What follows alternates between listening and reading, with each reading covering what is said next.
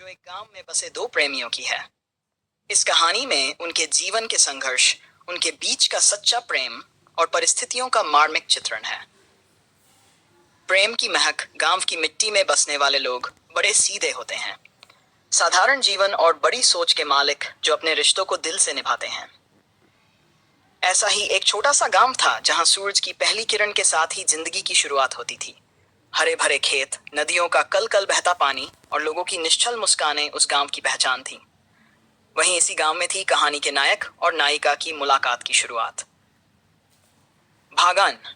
पहली मुलाकात। अविनाश गांव का एक सीधा सादा लड़का था। उसकी आंखों में बड़े सपने थे, लेकिन परिस्थितियों ने उसे गांव में ही रोक रखा था। वह अपने माता पिता का इकलौता बेटा था और खेती में उनका हाथ बंटाता था। अविनाश की मेहनत और ईमानदारी पूरे गांव में मशहूर थी। दूसरी ओर गांव की ही एक सुंदर, चंचल लड़की थी राधिका। उसकी आंखों में गांव की सीमा से बाहर निकलने के सपने थे। वह पढ़ने में तेज और अपने जीवन को किसी अलग दिशा में ले जाने के सपने देखती थी। उनकी पहली मुलाकात एक संयोग थी। राधिका जब नदी के किनारे बैठी किताब पढ़ रही थी, तभी अविनाश उधर से गुजरा। हवा के झोंके ने राधिका की किताब का पन्ना उड़ाकर अविनाश के पैरों के पास गिरा दिया।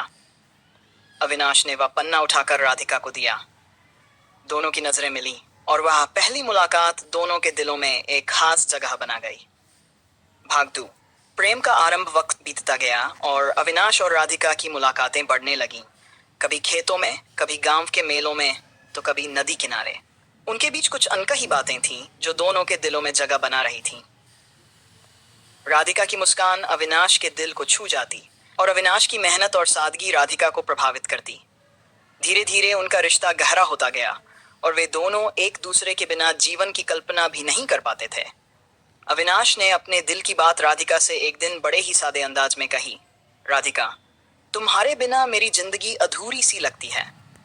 जब तुम पास होती हो तो जैसे सारे दुख दर्द गायब हो जाते हैं। क्या तुम मेरे जीवन का हिस्सा बनोगी? राधिका ने मुस्कुराते हुए कहा, अविनाश, मैं भी यही महसूस करती हूँ। तुम्हारे साथ मैं खुद को सुरक्षित और खुश महसूस करती हूँ।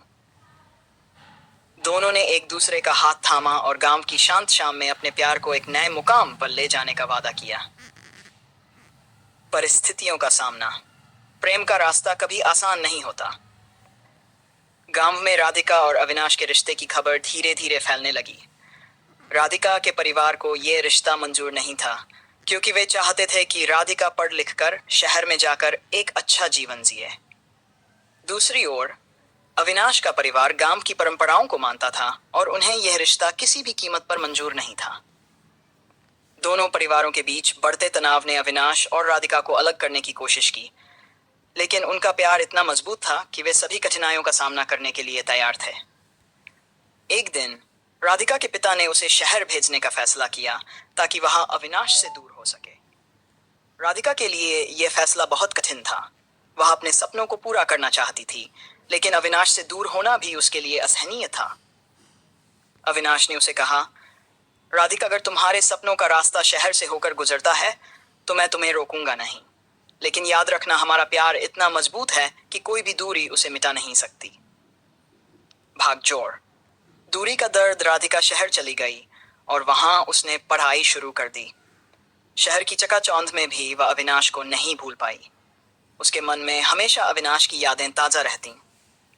दूसरी ओर अविनाश ने अपने खेतों में और भी मेहनत करनी शुरू कर दी। वह राधिका के लिए एक बेहतर भविष्य बनाना चाहता था।